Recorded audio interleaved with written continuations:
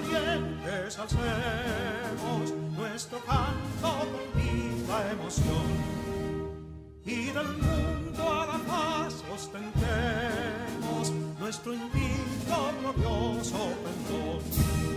Salve el pueblo que intrépido y fuerte a la guerra a morir se lanzó, cuando en bélico reto de muerte sus cadenas de esclavos rompió.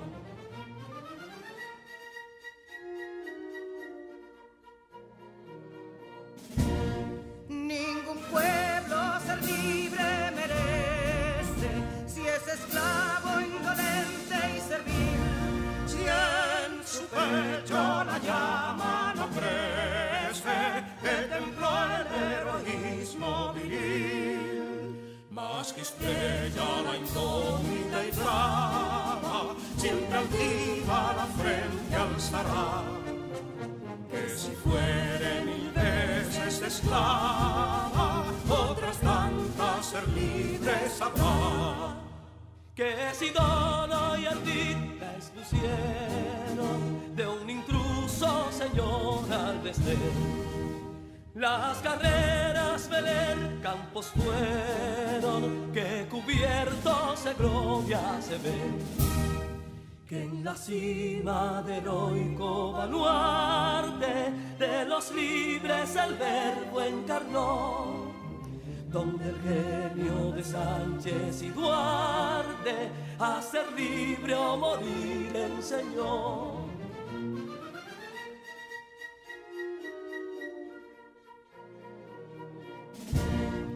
Y si pudo inconsulto caudillo de esas glorias el brillo empañar, de la guerra se vio en Capotillo la bandera de fuego ondear. Y el incendio que atónito deja de Castilla al soberbio león, de las playas gloriosas le aleja, donde flota el cruzado pendón. Compatriotas, mostremos erguida nuestra frente orgullosos de hoy más, que Quisqueya será destruida, pero sierva de nuevo jamás. Que santuario de amor cada pecho, donde la patria se siente vivir, y es su escudo invencible el derecho, y es su lema ser libre o morir.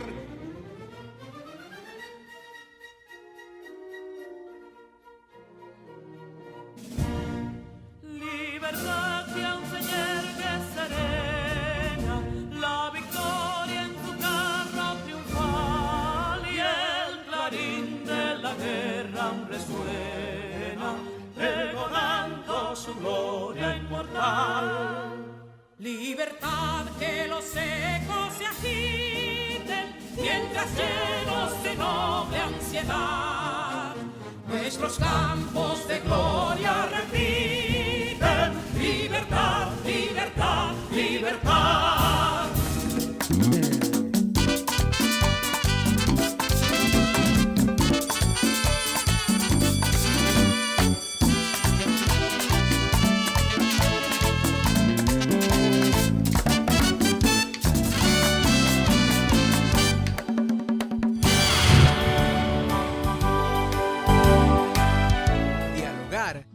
Hace referencia a la acción de hablar o decir algo mediante una conversación entre dos o más individuos, que exponen sus ideas o afectos de modo alternativo para intercambiar posturas.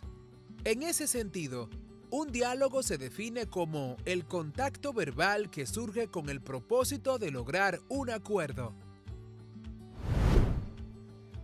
Esta palabra clave es sumamente importante, es bueno que la notes, porque a través del diálogo vamos a fomentar los valores. Y es que los valores son esos principios, costumbres, demostraciones de afecto que se transmiten dentro del seno familiar a través de generaciones. Profesora, Es cierto que estos valores fortalecen los lazos de unión, respeto y confianza. No solamente cierto, sino muy cierto, porque los valores, Neurona, como venimos diciendo, se van modelando dentro de la familia, pero luego salimos a la sociedad donde proyectamos y dejamos ver qué traemos, cuáles son esos valores que hemos aprendido. Recuerda que la familia es el principal órgano de la sociedad, por lo tanto, los valores son fundamentales para un desarrollo social. Es que una de las principales formas de que las familias se vinculen es a través del diálogo y del debate. Y hablando de diálogo, ¿qué sabes tú del diálogo, Neurona? Sé que es una forma de comunicarnos y que puede ser verbal o escrita. Correcto. Profundizando en el tema, el diálogo es una conversación entre dos o más personas, donde intercambian información, se comunican ideas, pensamientos y hasta deseos. Como bien dice Neurona, puede ser oral y escrito, aunque cabe resaltar que el diálogo es de naturaleza eminentemente oral.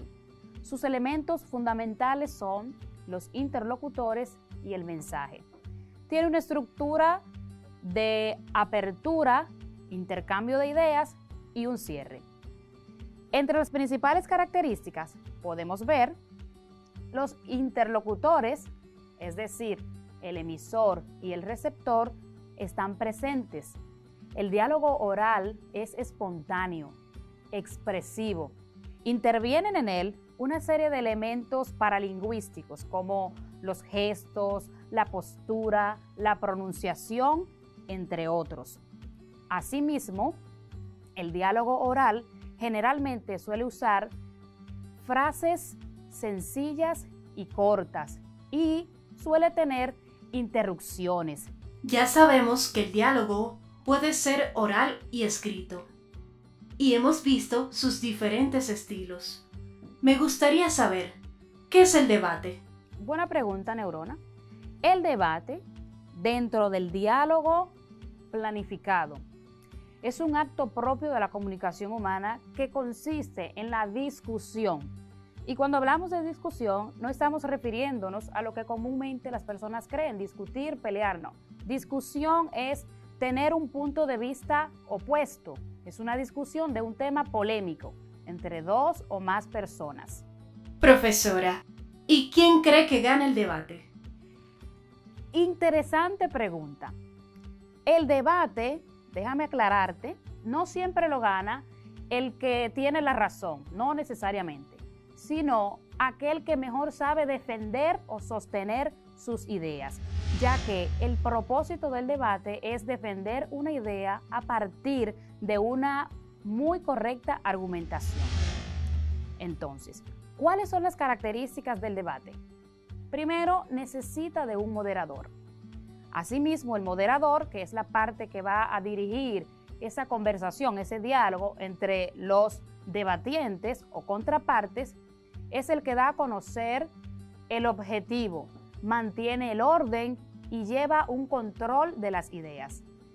Ambas partes deben poseer vasto conocimiento del tema que se va a tratar. En ese sentido, como decimos que es planificado, las personas pues se preparan investigando, trazando pautas, buscando argumentos que puedan sostener esa idea que van a defender o por el contrario que van a refutar. Asimismo, es necesario que cada una de las partes visualice cuáles serían los argumentos que va a usar el oponente, por así decirlo, para que entonces pueda atacar las ideas. Y aquí aclaro, en el debate se van a atacar las ideas, no las personas. Nunca se puede llegar a extremos personales. Estamos debatiendo ideas. Otra característica es que hay que buscar argumentos sólidos para defender la idea. Por eso te decía, Neurona, al principio, que cuando hiciste el recuento de la clase anterior, cómo conectaba aquella clase que dimos sobre el texto argumentativo y eso que estamos trabajando hoy. Hay que saber defender una idea y eso lo hacemos utilizando argumentos. La publicidad es una forma de comunicación que intenta incrementar el consumo de un producto o servicio, insertar una nueva marca o producto dentro del mercado de consumo, mejorar la imagen de una marca o reposicionar un producto o marca en la mente de un consumidor. Esto se lleva a cabo mediante campañas publicitarias que se difunden en los medios de comunicación, siguiendo un plan de comunicación preestablecido. Bien, publicidad. Yo sé que ya tienen una idea. Es un tema que hemos trabajado en otras clases, que vamos a trabajar en el día de hoy. Y esta publicidad muy interesante está relacionada con los anuncios y este tipo de texto que vamos a trabajar hoy. Vamos a trabajar el afiche. Conoceremos qué es un afiche, cuál es su función, su estructura y su importancia para esta labor de la publicidad. Neurona, ¿qué sabes tú del afiche? Vamos a ver, ¿has hecho afiche en algún momento? Así es, profesora. El afiche es aquel que trata de entregar un mensaje a un público combinando las imágenes con texto de manera estratégica. Muy bien. A continuación, vamos a observar el siguiente texto. Como verán, estamos frente a un tipo de texto con el cual nos encontramos a diario. Si vamos a la tienda, ahí está. Si estamos en el cine, nos topamos con él. Estamos frente a un tipo de texto muy utilizado por la publicidad. Como ven, aquí se presenta una información breve sobre productos de hortalizas variados. Profesora, veo que este tipo de texto guarda una gran importancia en la publicidad. Es así, Neurona, estás en lo correcto. Y todo lo que hemos analizado y lo que estamos viendo nos lleva a la conclusión de que estamos frente a un afiche. Entonces, ¿qué es un afiche? Es un tipo de texto cuyo propósito principal es informar, incitar, seducir a un gran número de personas con escritos atractivos y visibles a distancia.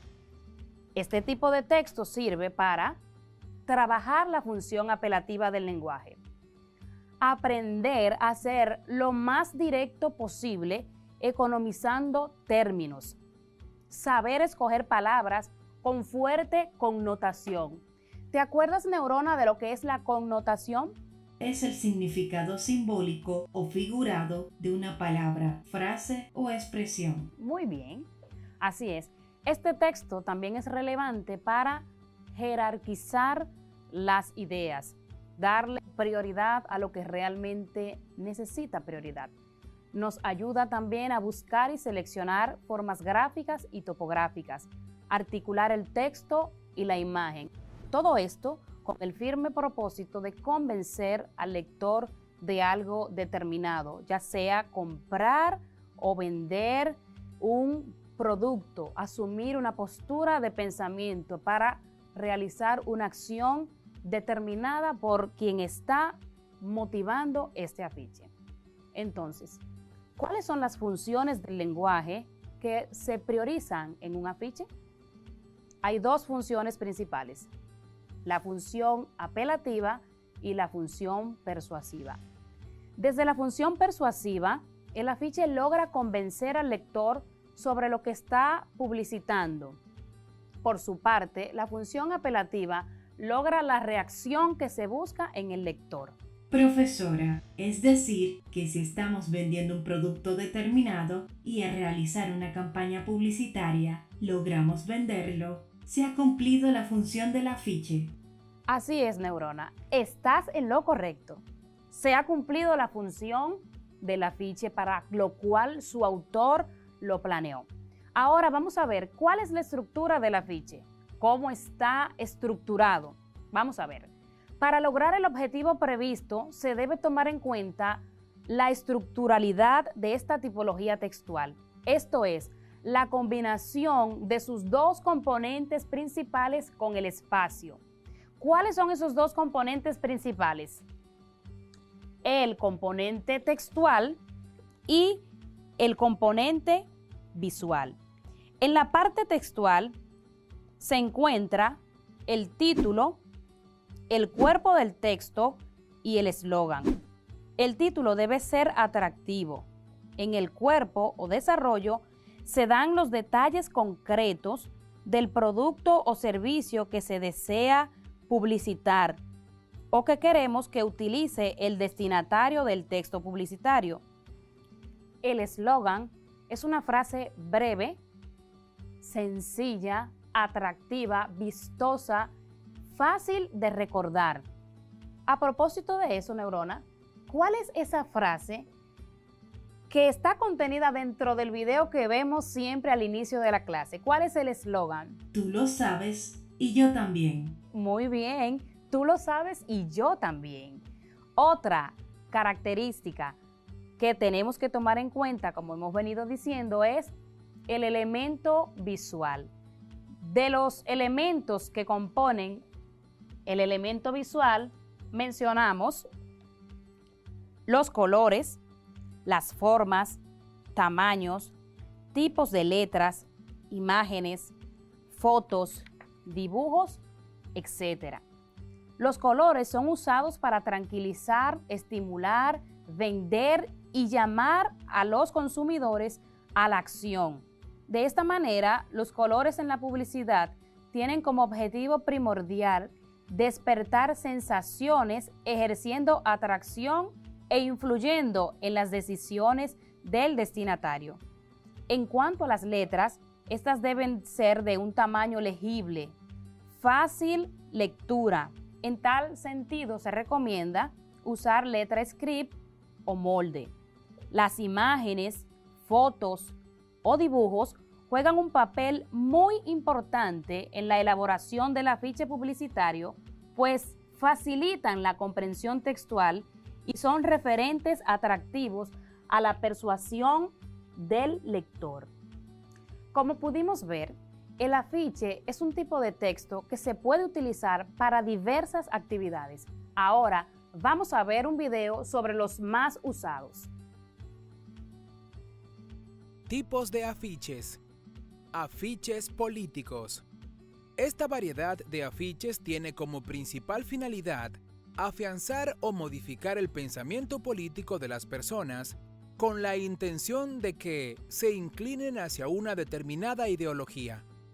Su uso es muy común en tiempos electorales y campañas políticas, en virtud de que sirven para popularizar a los candidatos o partidos.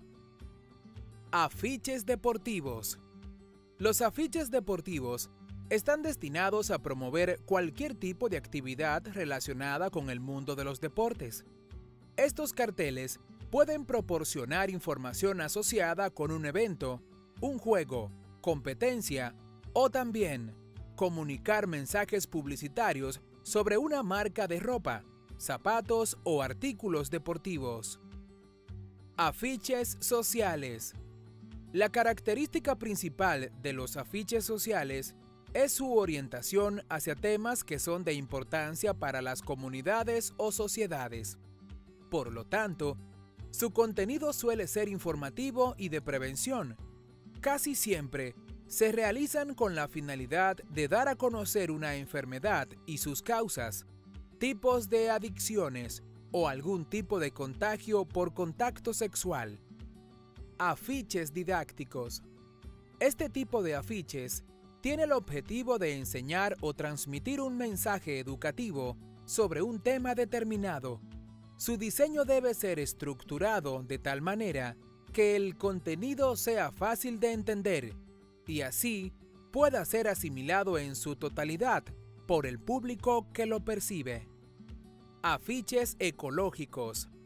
Los afiches ecológicos son aquellos que cumplen con la función de informar sobre el medio ambiente y proporcionan herramientas para su conservación. El objetivo principal es despertar conciencia para el mantenimiento y cuidado de todos los elementos que conforman la naturaleza. Afiches publicitarios. Los afiches publicitarios son aquellos que dan a conocer un producto o servicio con la intención de que el público los conozca y luego los consuma. Esta variedad de afiches es una de las más comunes, y lo que persigue es elevar las ventas y ganancias económicas a través de las compras. Gas. El gas es un término químico que se refiere a estado de agregación de la materia, el cual carece de forma y volumen. Esto se debe a la manera como está compuesto, ya que está integrado por moléculas que no se encuentran unidas, propagadas y con una mínima fuerza de atracción entre ellas, acogiendo la forma y el volumen del envase que lo contiene. Los seres vivos habitamos en un espacio comprendido y constituido por gases. Estos gases, en su conjunto, es lo que conocemos como el aire. ¿Sí? El aire que respiramos, el cual tiene una composición de un 78% de nitrógeno, un 21% de oxígeno y el otro 1% restante se corresponde a otros gases, dentro de los cuales cabe destacar el dióxido de carbono, que es un gas que a partir de la década de los 80 ha venido a ser un tema relevante para toda la humanidad, debido a la gran contaminación ambiental producida por los gases del efecto invernadero, donde el dióxido de carbono es el más común. El punto central de nuestra clase de hoy es el comportamiento de los gases, pero de aquellos que están considerados gases ideales, es decir, aquellos que se encuentran en condiciones atmosféricas normales, como es el caso de la temperatura a 25 grados Celsius y de la presión a 1 atmósfera. Como ya hemos visto en las clases anteriores, sabemos que tanto los gases como los líquidos son fluidos, pero los gases principalmente son fluidos altamente compresibles, es decir, que se pueden comprimir con facilidad, ya que experimentan grandes cambios de la densidad con la presión y la temperatura. Entonces, al finalizar la clase de hoy, estarás en la capacidad de conocer el concepto de gas. Además, comprender las diferentes formas de comportamiento de los gases. También explicar las funciones o variables de estado de los gases y, muy importante, enunciar las leyes que rigen el comportamiento de los gases y, lo más importante, aplicarlo a la vida cotidiana. Los gases son el estado de la materia más compresible, es decir, que se puede comprimir con mayor facilidad. Y este estado de agregación de la materia lo podemos encontrar en todas partes. En la atmósfera, es decir, el aire que respiramos, es un gas o una mezcla de gases. También en el intestino, ya que puede producir gases producto de la digestión y la descomposición de los alimentos. Además, en nuestras casas utilizamos gases inflamables, como es el caso del gas propano, que lo utilizan las estufas para cocinar. Ahora vamos a ver algunas de las propiedades de los gases. Los gases tienen un comportamiento extraordinario y muy distinto a los demás estados de agregación de la materia. La primera característica o propiedad de los gases que vamos a ver es que no tienen ni forma ni volumen fijo, es decir, que adoptan la forma y el volumen del recipiente que los contiene. Sabemos que los líquidos no tienen forma fija, pero en el caso de los gases tampoco tienen volumen fijo. Es decir, que van a adoptar la forma del recipiente que los contiene, pero se van a expandir hasta ocupar toda la capacidad del recipiente que los contiene. Por ejemplo, si tomamos un globo de forma alargada, el aire que contiene este dentro va a tomar la forma y también el volumen de dicho globo. Si es un globo de forma esférica, hará lo mismo. También los gases poseen una baja densidad, debido a que estos tienen poca o ninguna fuerza de atracción entre sus moléculas, haciendo así que sus moléculas se muevan libremente y choquen con las paredes del recipiente que los contiene. También sus moléculas se expanden al aumentar la temperatura. Quizás has escuchado que las personas prefieren llenar los cilindros de gas en horarios de la mañana, cuando la temperatura está más fresca, porque según ellos, así va a rendir más. Lo que sucede es que cuando la temperatura aumenta, por ejemplo, al mediodía, que la temperatura está más elevada, sus moléculas se van a expandir y así parecerá que ya el recipiente está completo cuando todavía no lo está. Otra característica de los gases, una propiedad muy importante, es que si están confinados, es decir, si están dentro de un recipiente, estos se van a mezclar de manera completa y uniformemente. ¿Cómo así? Si tomamos dos gases distintos y lo unimos en un mismo recipiente, estos van a formar una mezcla uniforme. Para estudiar el comportamiento de los gases, también es necesario tomar en cuenta unas variables o funciones de estado. Estas son 4: la masa, el volumen, la temperatura y la presión. La masa se medirá en moles, debido al tamaño súper y extremadamente pequeño de sus moléculas. El volumen será igual a la capacidad del recipiente que los contenga, porque como dijimos anteriormente, estos ocuparán todo el volumen del recipiente que los contiene. Y este se medirá en litros, mililitros o centímetros cúbicos.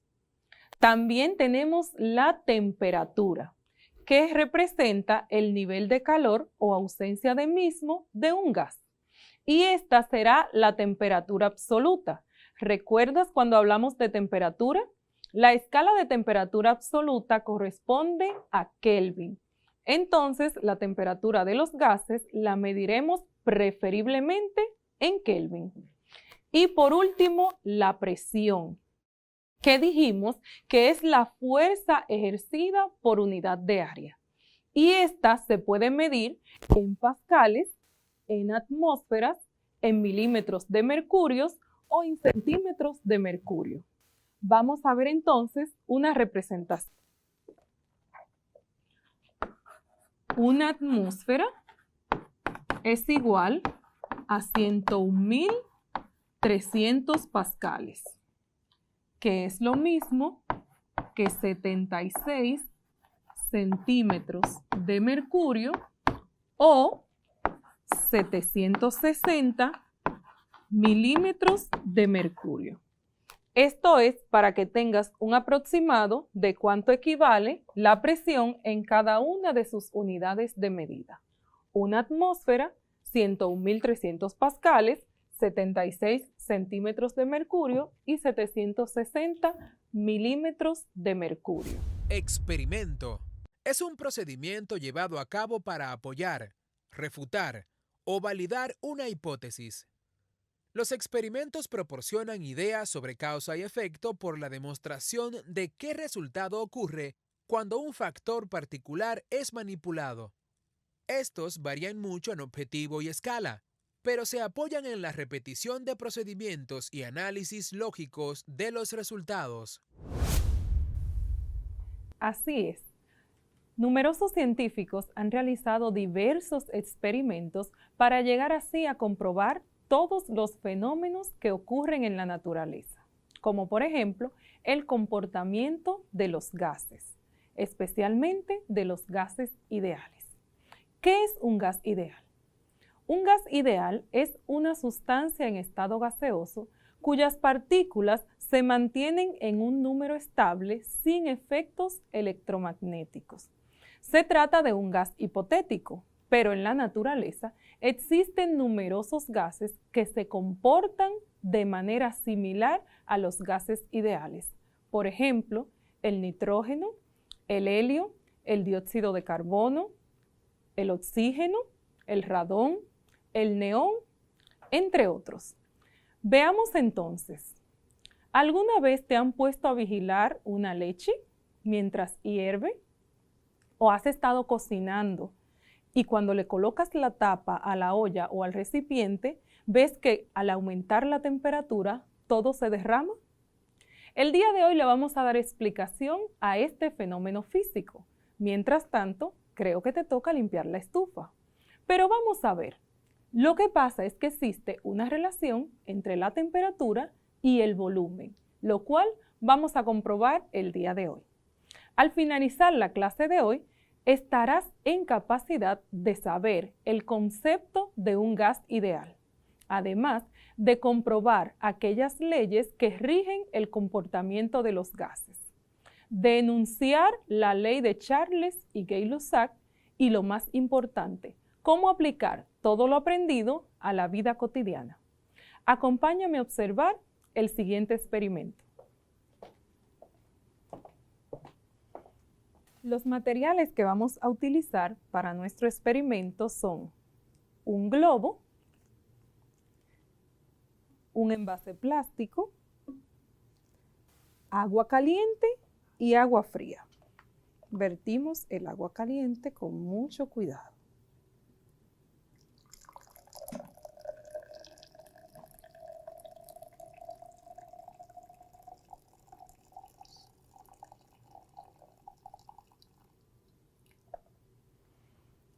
Lo primero que vamos a hacer es a colocar el globo en la abertura de nuestra botella.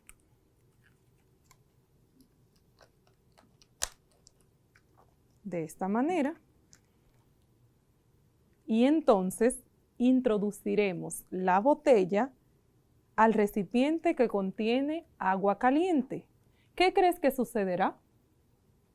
Aumentaremos la temperatura del aire que está dentro de nuestra botella, aire del que respiramos, con nitrógeno, oxígeno y otros elementos. A ver, observa detenidamente.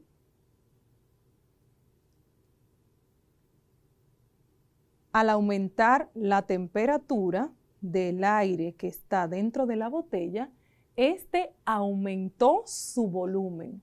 Veamos qué sucede entonces cuando lo colocamos nuevamente en agua fría.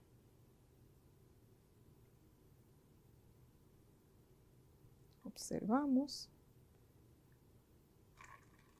Al disminuir la temperatura, disminuye el volumen. Este fenómeno ocurre porque al aumentar la temperatura, el volumen también aumenta si la presión se mantiene constante. Esto nos explica la ley de Charles y Gay-Lussac, que dice que siempre y cuando la presión de una masa de gas permanezca constante, la temperatura y el volumen serán directamente proporcionales. Es decir, que al aumentar la temperatura, el volumen también aumentará. Y si la temperatura disminuye, el volumen también disminuirá. Esto se explica con una ley, la cual fue publicada primero por Gay-Lussac en 1802, pero hacía referencia al trabajo no publicado de Jacques Charles de alrededor de 1787, lo que condujo a que la ley sea usualmente atribuida a Charles. Así es. Espero que en casa hayas podido tomar notas al igual que Neurona. Recuerda que si quieres volver a observar la clase del día de hoy, puedes visitar el enlace que aparece en tu pantalla. También te puedes acercar a tus maestros titulares, los cuales te ayudarán a afianzar los conocimientos adquiridos el día de hoy y a resolver cualquier duda que te haya quedado. Me despido con una frase del pastor y activista en defensa de los derechos civiles Martin Luther King, que dice: tus talentos y habilidades irán mejorando con el tiempo, pero para esto debes tomar la iniciativa de empezar. Muchísimas gracias por el favor de tu atención, esperando que la paz de Dios reine en tu vida y en tu corazón. Nos despedimos.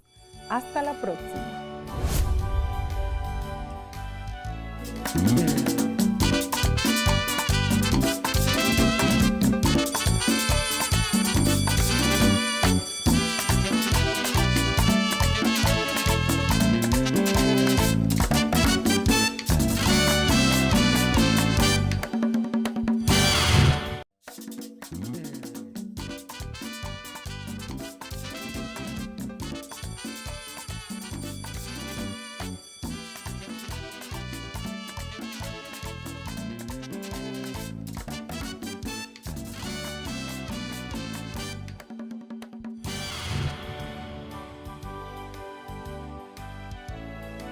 Adverb. It is a word that modifies or describes a verb. He sings loudly. An adjective, very tall. Another adverb, ended too quickly. Or even a whole sentence, fortunately, I had brought an umbrella. They typically express manner, place, time, frequency, degree, level of certainty, etc. Adverbio. Es una palabra que modifica o describe un verbo. Canta fuerte. Un adjetivo. Muy alto. Otro adverbio. Termina demasiado rápido. O incluso una oración completa. Afortunadamente había traído un paraguas. Por lo general, expresan manera, lugar, tiempo, frecuencia, grado, nivel de certeza, etc. Very good. That's right. Today we are going to work with adverbs. And adverbs are descriptive words that describe how actions are done. And I have to tell you that most of them add ly at the end. Muy bien, hoy vamos a trabajar con los adverbios. Y los adverbios son palabras descriptivas que describen cómo las acciones son realizadas. Y la mayoría de ellos se forman agregando L o Y al final de ellos. La mayoría, no todos. Vamos a ver algunas de estas palabras, anótalas, vamos a repetir y subraya la que no conozcas. Underline the words that are new for you. Remember adverbs. Most of them add ly at the end. Let's repeat. Lovingly, Amorosamente, carefully, cuidadosamente, slowly, lentamente, quietly. tranquilamente, Again, let's repeat it. Lovingly, amorosamente, carefully, cuidadosamente, slowly, lentamente, and the last one, quietly. tranquilamente. Muy bien, vamos el día de hoy a hacer unas lecturas. Remember that reading is always fun. Vamos a leer. Recuerda que leer siempre es divertido. ¿Te atreves? Tienes que prestar atención, repetir y practicar desde casa. ¿Empezamos? Pues vamos a leer. The following paragraph is a description of how her older is a mom that has a son that gets ready for school. Let's get ready and pay attention. Let's read it. Brian is my older son. Brian is my older son. He is 9 years old. He is 9 years old. In the morning, In the morning, he walks quietly, he walks quietly, comes into the kitchen, comes into the kitchen, eats his breakfast eats his breakfast, slowly and carefully, slowly and carefully, washes his dishes, washes his dishes, lovingly kisses me on the cheek, lovingly kisses me on the chin, and then and then go to get his backpack. Ahora voy a repetir. En casa vas a repetir también y vas a tomar notas. Tiene que prestar atención a algunas palabras. ¿Ya te diste cuenta? Muy bien. Vamos a repetir el pequeño texto otra vez. Brian is my older son, and he's 9 years old.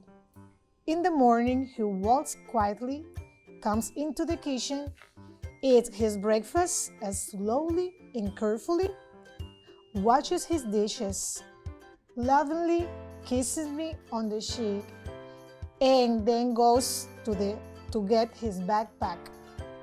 ¿Viste? ¿Prestaste atención? ¿Escuchaste?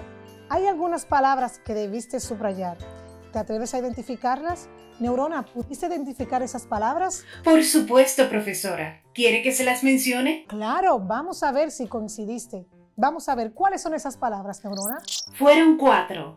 Quietly, slowly, carefully, and lovely. Muy bien, excelente. ¿Y tú?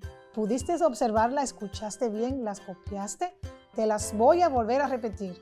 Presta mucha atención. Las palabras fueron quietly, slowly, carefully, and lovely. Subráyalas. Si copiaste el texto, debes subrayarla y aprenderla. ¿Qué te pareció este ejercicio, Neurona? Me pareció muy divertido. Ok, pues entonces te voy a hacer una pequeña pregunta tanto a ti como a los chicos en casa. Vamos a ver si puedes responder en base al texto que acabamos de ver. Pay attention and answer this question.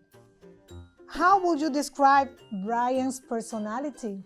It's very easy. Basados en la lectura anterior, podemos decir que Brian is quiet, careful, and loving. Muy bien, excellent job. ¿Cuál era la pregunta? ¿Cómo podría describir la personalidad de Brian basado en el texto que acabamos de leer, de observar? Te repito. How would you describe Brian's personality? ¿Cómo podría describir la personalidad de Brian? Unos adjetivos que te dicen cómo es Brian. Brian is quiet, careful, and loving. Very good job. And now, this is the time that you describe one family. You have to choose one of your family members and describe them using those adjectives. Very good job. Care. It is a word that means the provision of what is necessary for the health, welfare, maintenance, and protection of someone or something. Look after and provides for the need of. For example, they care of the elder day. They don't care about human life. Cuidado. Es una palabra que significa la provisión de lo necesario para la salud, el bienestar, el mantenimiento y la protección de alguien o algo. Cuidar y atender las necesidades de, por ejemplo, el cuidado de los ancianos. No les importa la vida humana. Very good. That's right. That's it that we are going to learn today. Today, we are going to continue working with the adverb, some of them, some rule. And as well, we are going to learn how to take instruction and how to take care of a pet. Remember that an adverb is a word that describes or modifies a verb, and that most of them add ly at the end of the word. That is an adjective. Recuerda que un adverbio es una palabra descriptiva que modifica al verbo y que la mayoría de ellos terminan agregando ly al final. Hoy también vamos a aprender cómo seguir instrucciones de cuidar una mascota. Neurona, ¿qué te parece si hacemos un ejercicio explicando algunas diferencias o algunos adverbios que son irregulares? Muy bien, teacher. Me encanta practicar y aumentar mi base de datos. Ok, tienes que tomar nota de estas dos oraciones para que puedas ver la diferencia cuando es un adverbio y cuando es un adjetivo. En este caso, vamos a ver un adjetivo que es irregular, por lo tanto, va a funcionar como adjetivo y adverbio a la vez. The same adjective is going to be an adverb as well. Let's pay attention and copy.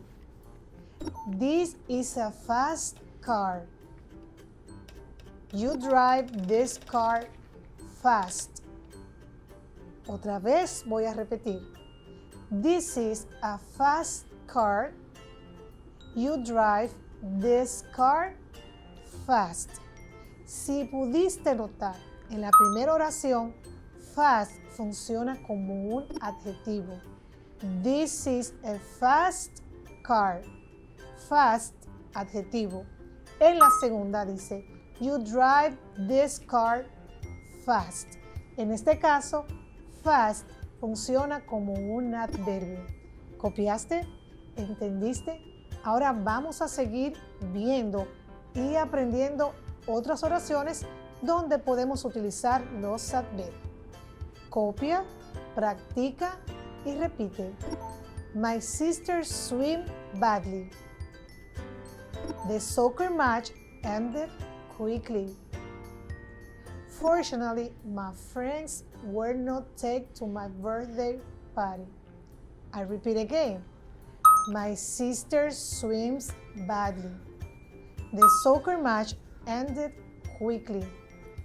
Fortunately, my friends were not late to my birthday party. Si puedes observar y escuchar, hay algunos adverbios. ¿Te atreves a subrayarlo? Neurona, ¿puedes decirme cuáles son los adverbios que hay en esa oración? Badly, quickly, unfortunately. Muy bien, excelente. Badly, quickly, unfortunately. 3 adverbios. ¿Y quieres seguir aprendiendo sobre los adverbios? Claro que sí. Debo decirte que los adverbios tienen diferente uso o clasificación. Vamos a ver cuáles son. Recuerda que lo vimos en la clase pasada. How, where, when, how much and how often. Te los repito. How, where, when, how much and how often. Si recuerdas, son de modo, de lugar, de tiempo, de cantidad y de frecuencia. Vamos a hacer una pequeña práctica. ¿Te animas, neurona? Always ready. En casa también debes de practicar. Vamos a leer y a repetir. Copia y practica. How. Quietly. Quietly. Peacefully. Peacefully. Where. Where. Above. Above. Abroad. Abroad. When. When. Now. Now. Yesterday. Yesterday. How much. How much. Quite. Quite. Fairly. Fairly. How often. How often. Always. Always. Sometimes. Sometimes. Vimos 2 ejemplos de cada uno. De modo, de lugar, de tiempo, de cantidad y de frecuencia. ¿Qué te parece, neurona? Me parece muy interesante. ¿Qué tal si practicamos un poco más? Excelente. Ya sabes que la mayoría de los adverbios se forman agregando al final ly, ly, y que los adverbios se forman a partir de un adjetivo. También dijimos que hay algunos que son irregulares, pero ahora vamos a usar la regla general, que es agregar ly. Vamos a leer. Hay unos espacios en blanco y al final va a aparecer el adjetivo que debes convertir en adverbio. ¿Te animas? Lápiz, papel, acción.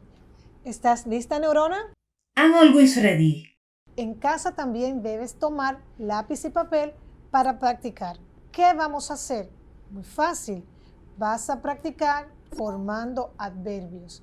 Recuerda que dijimos que la mayoría de los adverbios se forman agregando ly o ly al final de la palabra, que es un adjetivo. Vamos a ver este ejercicio. Vas a completar en el espacio en blanco con dicho adverbio. Empezamos. Number 1. The bus driver was injured. Serious. The bus driver was seriously injured. Very good. Number 2. Kevin is clever, extreme. Kevin is extremely clever. Very good. Number 3. Jack is upset about losing his keys. Terrible. Jack is terribly upset about losing his keys. Excellent. Number 4. Our basketball team played last Friday bad. Our basketball team played badly last Friday. Terrific. And the number 5 is Maria opened her present slow. Maria is slowly opening her present. Very good job.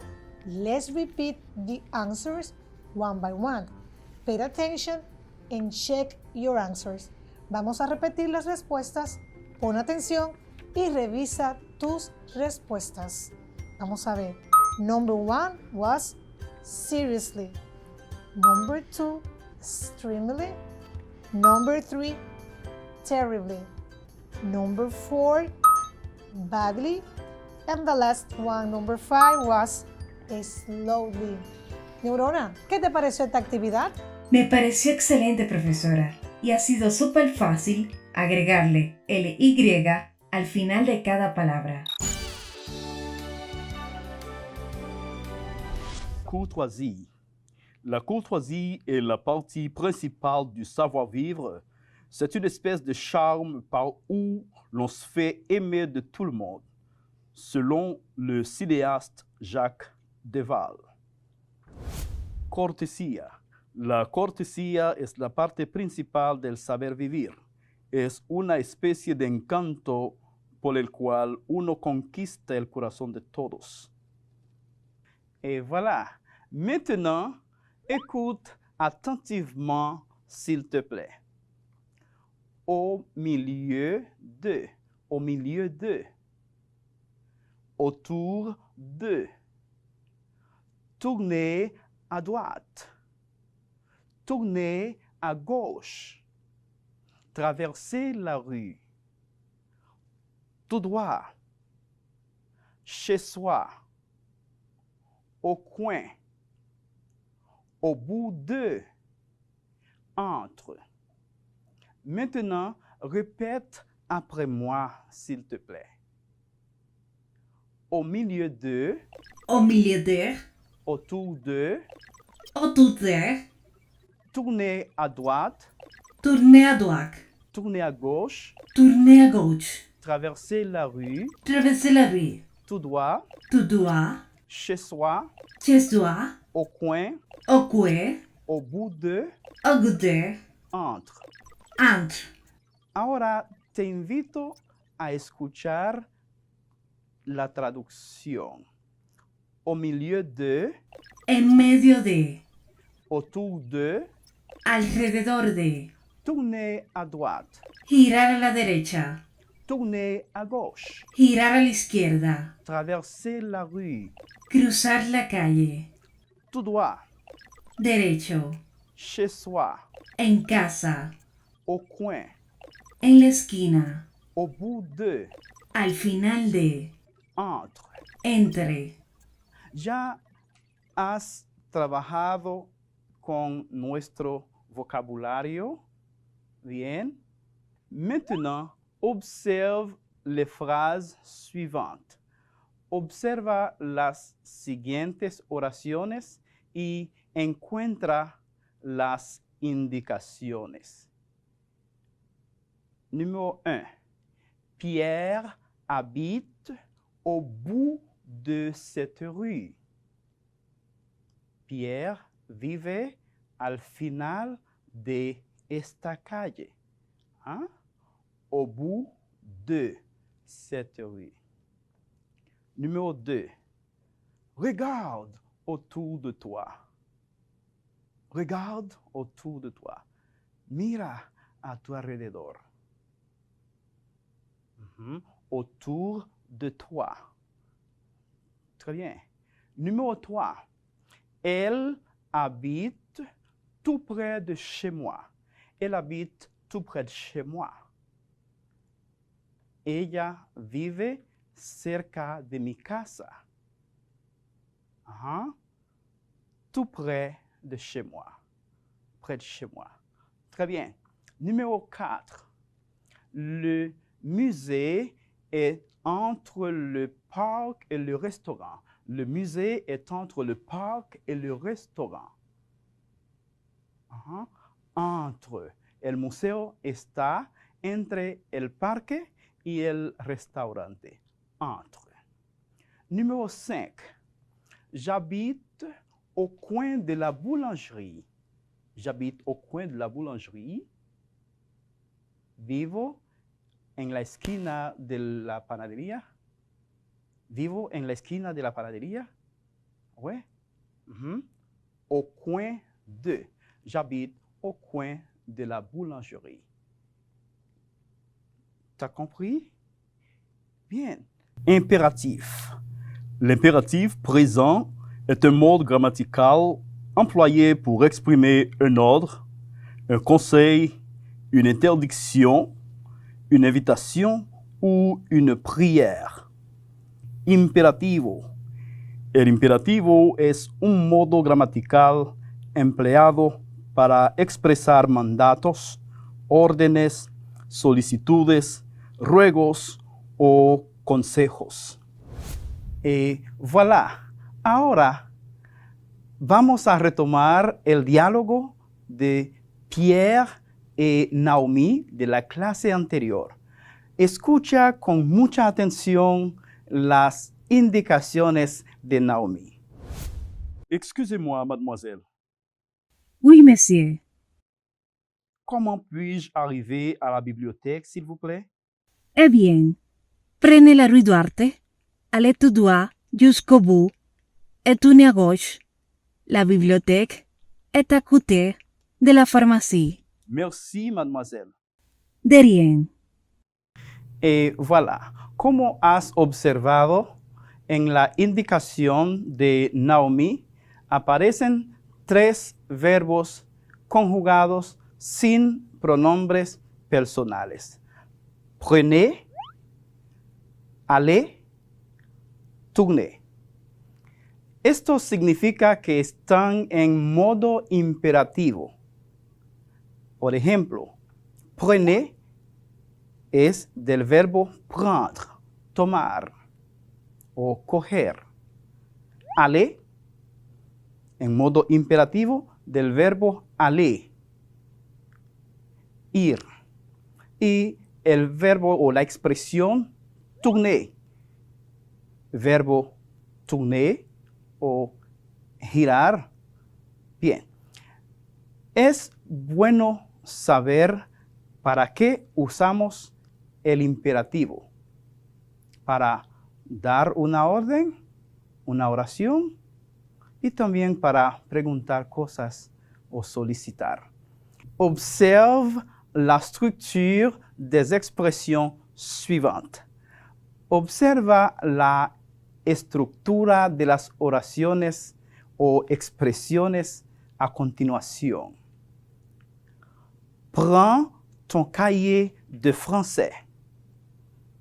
En esta expresión, prends ton cahier de français, aparece el verbo prendre. Prends ton cahier de français.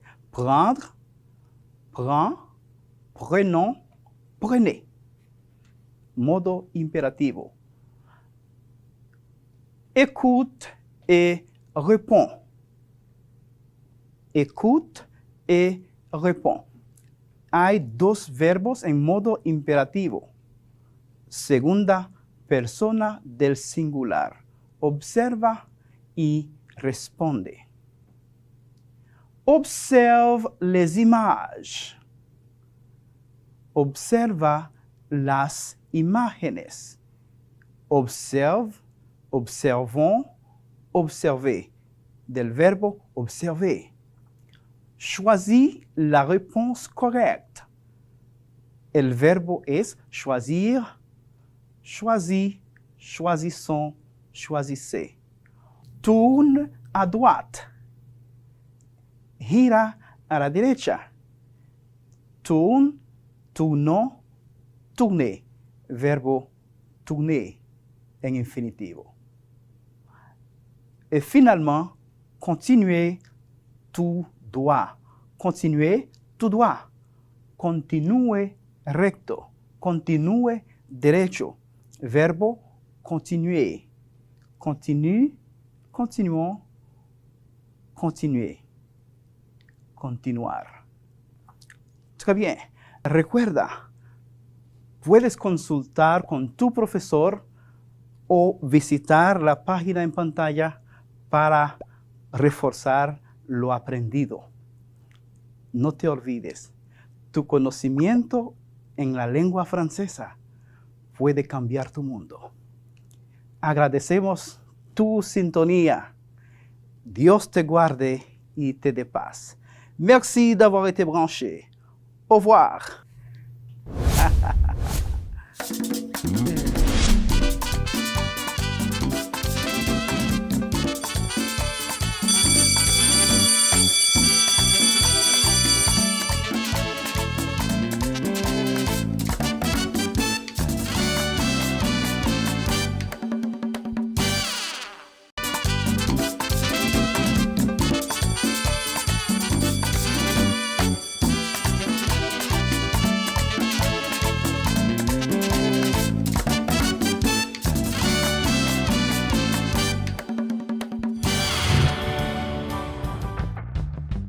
Diferencia.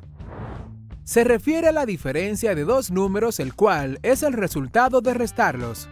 Es decir, la diferencia entre A y B es el número A menos B. Muy bien, diferencia es nuestra palabra clave y el tema que vamos a trabajar hoy es desigualdades. En las semanas anteriores estuvimos trabajando lo que son las igualdades y las ecuaciones. Hoy vamos a iniciar con el tema desigualdades. Veamos la siguiente situación. Se pretende que la tasa de embarazos en adolescentes entre 15 y 19 años sea como máximo promedio del 15% en la República Dominicana. Ya en 3 regiones del país se ha determinado un porcentaje de esta tasa, de forma tal que en la región sureste hay un 21% con relación a esa tasa y en la región suroeste hay un 23% con relación a esa misma tasa. ¿De cuánto debe ser el porcentaje promedio de la región norte o Cibao para lograr lo que se pretende? O sea, que el porcentaje promedio sea el 15%. ¿Te das cuenta? Ahí hay muchos datos y cada uno de esos datos son diferentes. Verifica que hay una diferencia entre lo que tenemos en la región sureste y lo que tenemos en la región suroeste. ¿Ves? ¿Qué es lo que se pretende buscar ahí? Lo que falta en la región norte o Cibao. Pero tranquilo, no vamos a resolver el problema ahora, simplemente estamos observando las diferencias. Alex Bello estableció una analogía entre lo que era la matemática y lo que eran los chistes. ¿Cómo así, profe, los chistes? Sí, entre lo que es la matemática y los chistes. ¿Por qué razón? Bueno, él explica que un chiste, para tú poderlo entender y disfrutar, tú tienes que ir trabajando parte por parte y llevarle una secuencia a esa historia, ¿cierto? Al final, tú vas a tener un resultado. Sin embargo, la matemática aplica prácticamente ese mismo procedimiento. Para tú poderla entender, tienes también que ir viendo toda la historia, todo el proceso. ¿Cuál es la diferencia? El resultado. En el chiste, tú vas a obtener una carcajada, una risa. Sin embargo, en la matemática, ¿qué tú vas a obtener? Bueno, pues un asombro. Cuando tú tienes el resultado matemático, pues ahí tú vas a tener un asombro, ¿viste? Ahí también hay una analogía, pero también hay una diferencia. ¿Qué es lo que nosotros estamos trabajando? En matemática utilizamos varios símbolos para establecer las diferencias. Muchos de ellos ya tú lo conoces. ¿Sí? ¿Recuerdas cuáles son? El símbolo de qué? Mayor y aquel otro símbolo menor. ¿Lo recuerdas?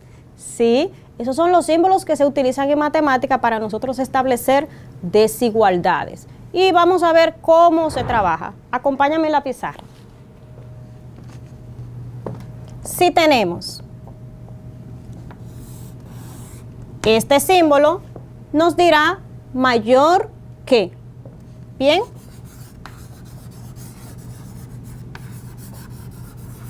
Luego, si tengo el mismo símbolo pero inverso, nos dirá menor que.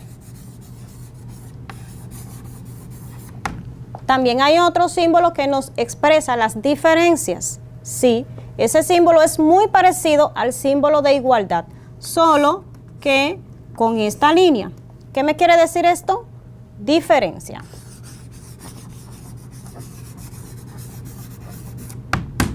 Si te das cuenta, el símbolo cuando abre a la izquierda, mayor que. Si abre a la derecha, menor que.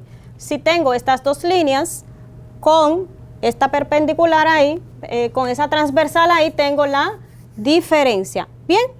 Perfecto. Hasta ahí, ¿hay alguna pregunta? No hay ninguna pregunta, profesora. Todo está muy claro. Perfecto. Entonces ya tú sabes establecer la diferencia entre el símbolo mayor que y menor que. Así es. Excelente. Espere. Ajá. Determino que hay una pregunta vía redes sociales. Pues vamos a ver qué quieren saber nuestros estudiantes. Paola Jaques desde Navarrete nos envía lo siguiente. Siempre me he confundido con los signos de mayor y menor. ¿Me podría dar algún truco para diferenciarlos? Bien, eso que le pasa a Paola allá en Navarrete, pues eso le pasa a muchas personas. Siempre tienden a confundir un signo con el otro.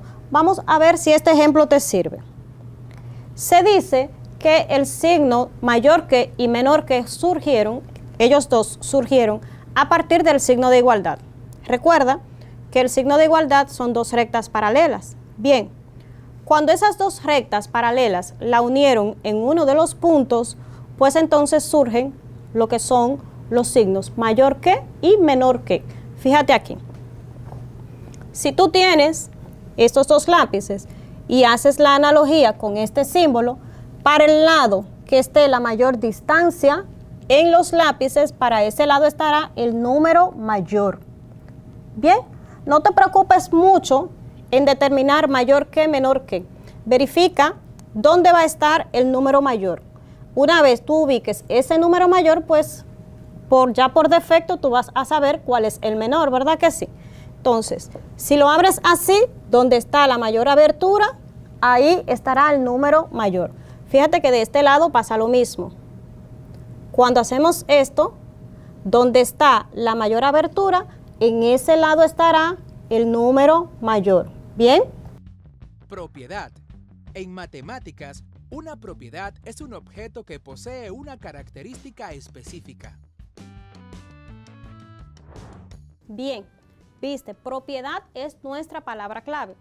En el sentido coloquial, normalmente buscamos lo que es propiedad y vamos a verificar que nos va a relacionar con alguna pertenencia. Esto le pertenece a tal o cual persona. Eso es así. Sin embargo, en el sentido matemático nos dan otras características. Vamos a trabajar hoy con lo que son las propiedades de las desigualdades. Bien, así es que acompáñame, ten todo a mano para que vayas tomando tus apuntes. En el cuadernillo, en la quincena número 2, el tema que te presentan es sobre la población y nos habla sobre el crecimiento que tiene la población sin estar regularizada. Bien, en este crecimiento nos dan todo lo que son las pautas de cómo va creciendo una población, por tanto, las causas de cómo crece, ¿verdad? Pero también cuáles son las consecuencias. Cuando una población crece sin ninguna regularidad, sin estar todo eso regularizado, ¿qué pasa?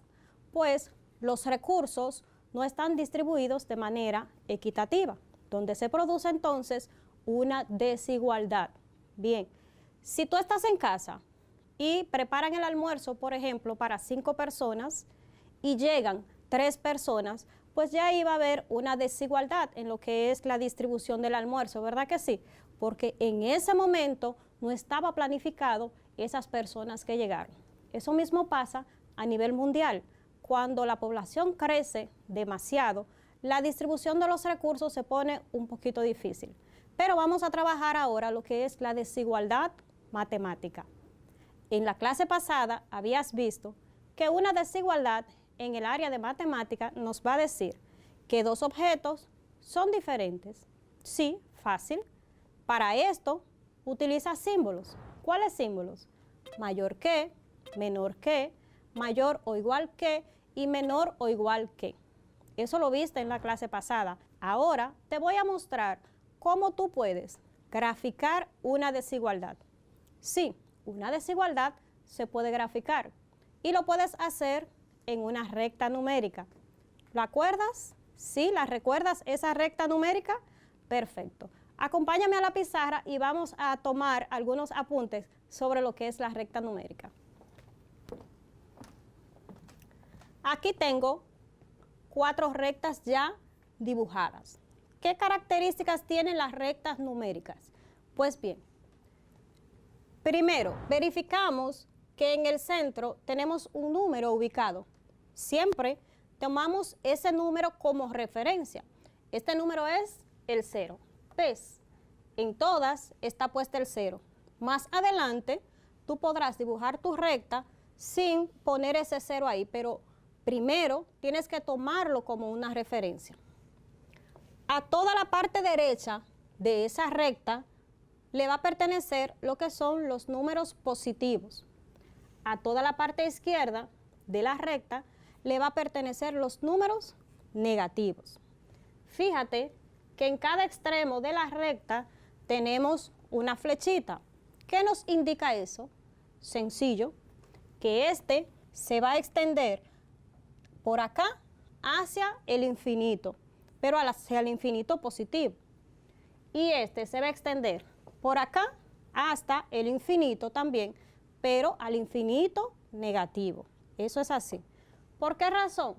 Porque una recta no tiene fin, es infinita. La recta la podemos colocar así como está esta, de manera horizontal, pero tú también la puedes ver de manera vertical.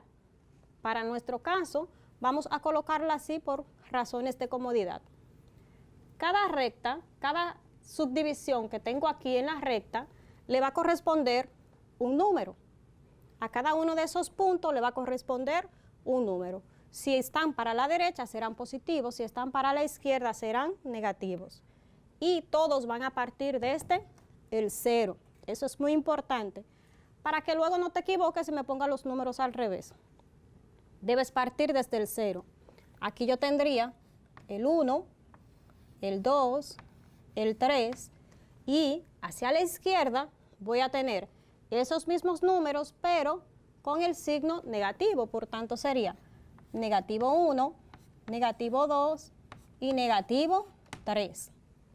Cabe resaltar en este momento que los números positivos tienen valor contrario a los números negativos. ¿Por qué? El número positivo, mientras más lejos del 0 está, mayor es. Mientras más lejos del 0 está. ¿Qué pasa con el número negativo? Que es inverso. El número negativo, mientras más cerca del 0 está, va a ser mayor. Entonces, en este caso, menos 3, que está más lejos del 0, sería mayor que negativo 1, porque negativo 1 está más cerca del 0. ¿Se entiende? Perfecto.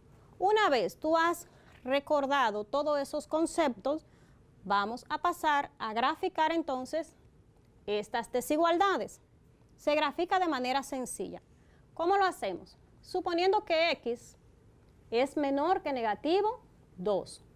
Si x es menor que negativo 2, pues nos ubicamos en negativo 2 y vamos a tomar todos los números que sean menores de negativo 2. Por tanto, sería desde aquí hasta el infinito, ¿verdad que sí? Toda esa parte hasta el infinito. ¿Por qué hasta el infinito? Porque me dice todos los números menores que negativo 2. ¿Y cuáles son esos números? Bueno, pues hay infinitos números menores que él. Pasamos a esta. Aquí tendría x menor o igual a 4. Menor o igual a 4. el 4 está positivo, pues vamos para el lado positivo. Tengo 1,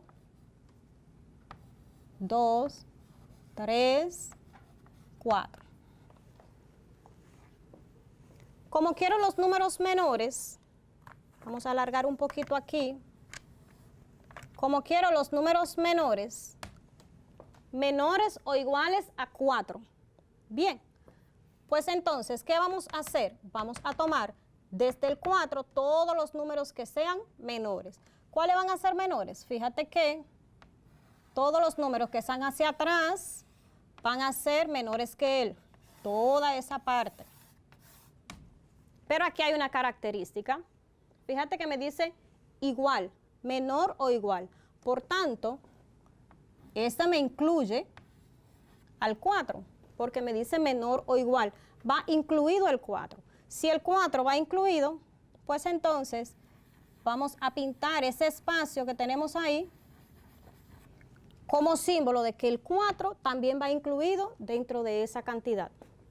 Ahora tenemos otro número o otra desigualdad. X mayor que negativo 3. X va a ser mayor que negativo 3. ¿A qué lado vamos? ¿Al positivo o al negativo? Vamos al lado negativo. Tenemos negativo 1, negativo 2, negativo 3. ¿Cuáles números va a tomar X? ¿Cuáles valores va a tomar X? Todos los que sean mayores que negativo 3. ¿Y dónde estarán los números mayores que negativo 3? Recuerda que los números negativos, mientras más cerca del 0 están, ¿cómo van a ser? Mayores. Por tanto, tendríamos desde aquí para allá, ¿verdad? Toda esa parte estaría incluida hasta el infinito, por ahí toda esa parte estaría incluida como mayores que negativo 3. Ahora, ¿qué pasa? No voy a incluir el 3 porque no me dice mayor o igual. Y por último tengo X mayor que 1. Ese 1 ahí es positivo, ¿verdad? Nos vamos a la parte positiva y tomamos todos los números que estén después de 1, porque aquí no incluye el 1, entonces partimos desde el 1 y vamos por allá hasta el infinito. Sí, te escuché que dijiste allá, hasta el infinito y más allá, ¿verdad? Sí, normalmente eso es lo que dicen. ¿Qué tomamos entonces? Todos los números positivos mayores que 1. Collage. Según el diccionario de la Real Academia de la Lengua Española, el collage es una técnica pictórica que consiste en componer una obra plástica uniendo imágenes, fragmentos, objetos y materiales de procedencias diversas. Preguntarás, ¿y por qué tenemos como palabra clave collage? Porque esta es la tarea que tienes según esta actividad, que va a consistir en tomar unas imágenes acorde a lo estudiado para que entonces de esa manera lo organices. El collage es un conjunto de imágenes y o fotos que te ayudan a construir aquello que deseas. A veces un castillo, un mapa, un corazón, un árbol, lo que deseas. El punto es un conjunto de imágenes que tú lo organizas. En este caso, como sea más conveniente para ti, según tu creatividad. Pero bien, la información es esta. Hemos hablado sobre la hegemonía y estábamos diciendo que la hegemonía es el control, la supremacía de un estado o de una potencia sobre otra nación. Una nación que evidentemente no ha sido independiente.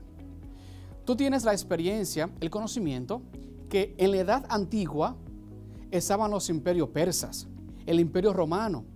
Ese tipo de imperio tenía una hegemonía muy diversa a la que nosotros estamos hablando acá, porque más que todo era una conquista de un terreno ajeno al suyo y luego saqueaban riquezas y esas personas no se convertían en ciudadanos de la potencia, sino que simplemente era una ciudad que fue saqueada por aquel imperio que le conquistó.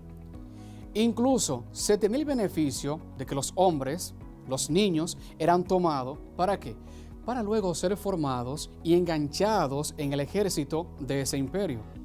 De ese modo, su fuerza militar iba creciendo y tenía así la capacidad de poder conquistar otros territorios. Con esto es necesario tener en consideración de que esa ciudad no iba a considerarse así como que un nuevo estado del imperio. No, se consideraba como un nuevo territorio para ser saqueado, para que esa riqueza se sumara al imperio. Luego de eso tenemos en el tiempo del Renacimiento el Imperio Bizantino, una manera distinta o similar a la otra, pero en el sentido de que aquí sí, aquellas ciudades que eran conquistadas, luego se consideraban como parte de todo ese conglomerado de ciudades que componían el imperio. Ya no solo se saqueaba la riqueza, sino que se apoyaba los recursos, las iniciativas económicas de esa ciudad que fue conquistada. ¿Para qué? Para así entonces sí cultivar la extensión de su territorio. Con esto, la idea nueva que tenemos de hegemonía ya no es la de saquear una ciudad, sino de controlar. Imagínate, es la presencia de una nación extranjera dentro de una nación X con el objetivo de controlar la riqueza y de controlar la administración de esa ciudad. De esta manera, el beneficio está ¿en quién? ¿En la ciudad que es conquistada o en la ciudad que le conquista? Lógicamente, por parte de la ciudad que le conquista. Por eso es que afirmamos que la hegemonía tiene como precedente, ¿qué cosa? El control, la expansión. Porque, primero, necesitamos que una nación tenga la iniciativa de llegar a otras y luego de que tiene presencia allí, sobre todo militar, controlar esa nación que ha sido conquistada. En ocasiones, esas naciones son independientes, fíjate, no siempre han sido colonias como aquellas de 1400, como nosotros, que una vez fuimos colonia. No siempre ha sido así. En algunos momentos han sido países independientes que tienen una intervención militar, así como ocurrió en nuestra nación la intervención militar por parte de Estados Unidos. Entonces, la hegemonía necesita la presencia de otra nación, una nación que es una potencia, que tiene la capacidad. En nuestro continente americano tenemos a Estados Unidos como el primero de los países en lograr, en alcanzar su independencia. Y luego ese tiene una presencia, una hegemonía en algunos países de Latinoamérica. Sí, Latinoamérica. Latinoamérica que no es un continente, sino que es parte de un continente. ¿Y cuáles son esos países que conforman Latinoamérica? Te diré unos cuantos. Fíjate, está Argentina, Bolivia, Brasil, Chile, Colombia, Costa Rica, Cuba, Ecuador, El Salvador. ¿Tú conoces algún otro? ¿Conoces otros países de Latinoamérica? Por supuesto. Guyana Francesa, Guatemala, Haití, Honduras, México, Nicaragua, Paraguay, Panamá, Perú, Puerto Rico, República Dominicana, Uruguay y Venezuela. Exacto. Magnífico. Muchos de estos ya lo has escuchado, otros quizás no tanto. ¿Y qué pasa aquí? Que esos países han tenido en su momento el control de algún imperio por parte de alguna colonia. Porque recuerda, la hegemonía tiene como precedente la expansión de un territorio. Es decir, que la hegemonía necesita de la expansión. Exactamente, de la expansión y del control por parte de una potencia. Sin esto no se da lo otro. Y esto tiene un precedente ya en el 1400 con ese imperio, con la colonia española que fuimos nosotros, pero se repite en el 1900 de una manera diversa por la presencia estadounidense en varios países latinoamericanos. Entonces la hegemonía controla. Es el control que se tiene sobre esa nación, sobre ese país. Esclavitud. Según el diccionario de la Real Academia de la Lengua Española, es la sujeción excesiva por la cual se ve sometida una persona a otra, o a un trabajo u obligación. Es, también, dicho de una persona que carece de libertad por estar bajo el dominio de otra. Te preguntarás, profesor, ¿por qué ahora vamos a hablar sobre la esclavitud? Bueno, en el tiempo de las colonias, esto estuvo presente. Desarrollaré este punto más adelante, antes te doy un preámbulo. Cuando nosotros estuvimos hablando sobre los distintos imperios, te decía que este tenía la intención de conquistar nuevos territorios, pero especificamos que ese nuevo territorio que era conquistado, sus riquezas eran saqueadas y aquellos varones eran tomados y luego se sumaban al ejército de ese imperio que le controlaba. ¿Qué ocurre con esto? Que la dinámica es diversa acá en el tema de la hegemonía. ¿Por qué? Porque el control apuntaba a la parte económica. Bien, y ocurre también que aquellos territorios que fueron controlados y dominados y conquistados por parte, por ejemplo, del Imperio Persa, no se consideraba como una colonia, sino como una ciudad más que fue saqueada. Por eso mismo no tenía unas leyes especiales. Sí, grábate esto, leyes especiales, que son aquellas que tienen incidencia en las colonias, aquellos territorios fuera del imperio, aquellos territorios que están fuera de la nación. Imperio Persa conquista territorios, pero esos territorios no necesariamente se consideraba una colonia con leyes especiales. No, pero sin embargo, el tipo de colonia que fuimos nosotros sí tenía leyes especiales. ¿De qué se trataba? Sencillo. Recuerda que estos no poseían la identidad de españoles, sino que se consideraba como una colonia de España, pero no eran considerados españoles. Por lo tanto, no gozaban en su momento, no gozaron nunca de los derechos de un ciudadano de la corona española, sino que eran regidos en base a leyes especiales. Se distinguía el tipo de comercio que se iba a emprender dentro de una colonia, tipo de comercio diverso al que se emprendía allá en la corona francesa o la corona española, porque el mercado era distinto. Por eso el capitalismo que estaba presente en el imperio, en la potencia, no era el capitalismo que estaba presente en las colonias, porque aquí las personas estaban sujetas al trabajo de los conquistadores. De ese mismo modo ocurre en el siglo XVIII, acá cuando tenemos la hegemonía por parte del pueblo estadounidense. Cuando Estados Unidos tiene presencia de intervención en una nación independiente, ¿qué ocurre aquí? Que esta nación será regida en base a unos estatutos diversos, muy diferentes a quien le ha conquistado.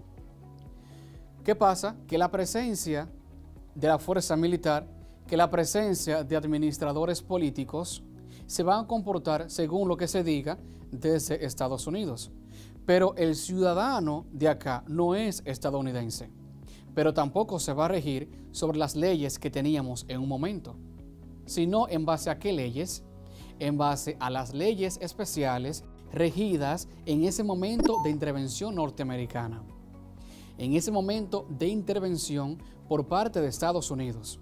Por eso, aprende esto, las colonias no gozan en su totalidad de los derechos que tiene la nación que le conquista, sino que es gobernada, regida y controlada en base a leyes especiales, modificadas especialmente para el funcionamiento de esta, modificadas pensando ¿en qué? En que son colonia, no son un país, no son una nación independiente, son una colonia. Por lo tanto, las leyes que les regían eran diversas. Y esto tiene su parte en la historia, es decir, que no inicia al compás. Las colonias americanas no inician al compás de una colonia africana. ¿Tú sabes cuándo inicia este proceso de colonización? Buscando.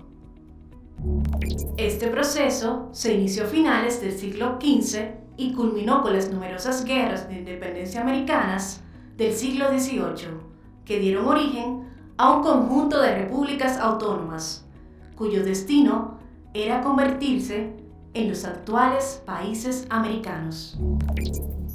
Exacto. El proceso inicia acá, siglo XV, cuando viene Colón, en los años 1400. ¿Y qué ocurre con esto? Que la presencia de ello denota una ley diferente. Dicho sea de paso, aquí no había ley, solamente había costumbre. Había una norma espontánea del pueblo indígena, de los aborígenes que estaban aquí. Eso pasó allá en ese proceso. Pero un proceso diverso a esto, aquí damos un paso, un proceso diverso a esto es lo que ocurre con África en los años 1884, que en la conferencia de Berlín, las potencias europeas se dividieron el territorio africano. Recuerda que lo dijimos en una clase anterior.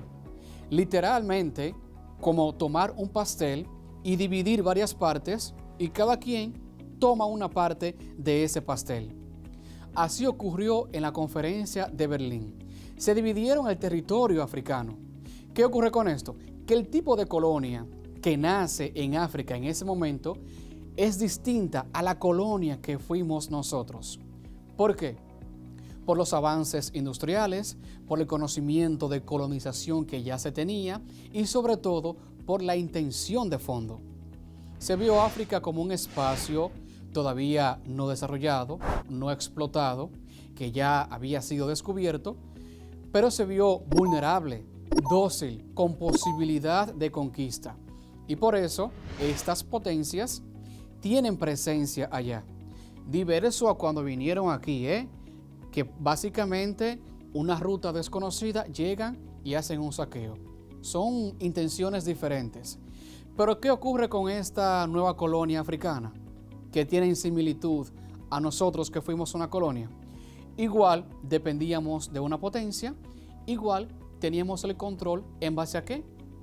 En base a una ley especial, una ley diversa a lo que el natural, el ciudadano de aquella potencia gozaba.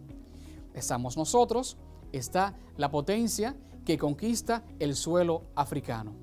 A todas estas, cada colonia depende de su conquistador. Pero sin embargo, hay un punto muy interesante. Cuando se divide África, resulta que tenemos la dificultad que cada uno de esos espacios tiene una cultura y un lenguaje diferente. Entonces, aquí no se tiene el control de que, bueno, el imperio que vino y conquistó se hablará ese idioma. No, sino que se continuó hablando ese idioma. Pero ¿dónde estuvo la dificultad? Que un espacio geográfico fue dividido en dos partes y cada uno fue tomado por una potencia diferente. Entonces hubo una fragmentación dentro de la cultura. ¿Hasta qué punto? Hasta que esas colonias alcanzaron por su proceso la independencia. Te invito a que visites el siguiente link en pantalla para profundizar lo que ya hemos hablado acá. ¿Ok? Y para despedirme, te ofrezco una frase de Friedrich Hegel, sobre todo porque la siguiente clase vamos a hablar sobre él. Y él decía, la historia universal es el progreso de la conciencia de la libertad. Nos vemos hasta la próxima.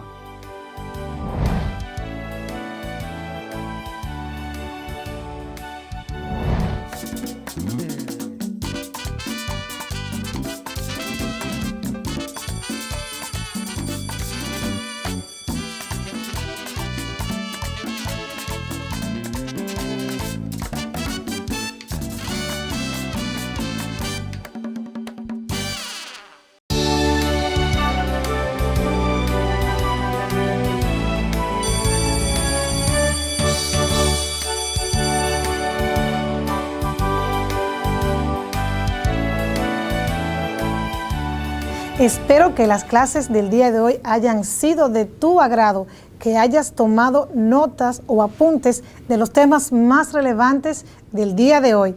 Recuerda tener tus útiles organizados y en un lugar visible para mayor facilidad a la hora de tus clases. También recuerda respetar las normas establecidas para preservar la salud, como cuáles: mantener el distanciamiento, lavarte las manos varias veces al día y usar tu mascarilla facial.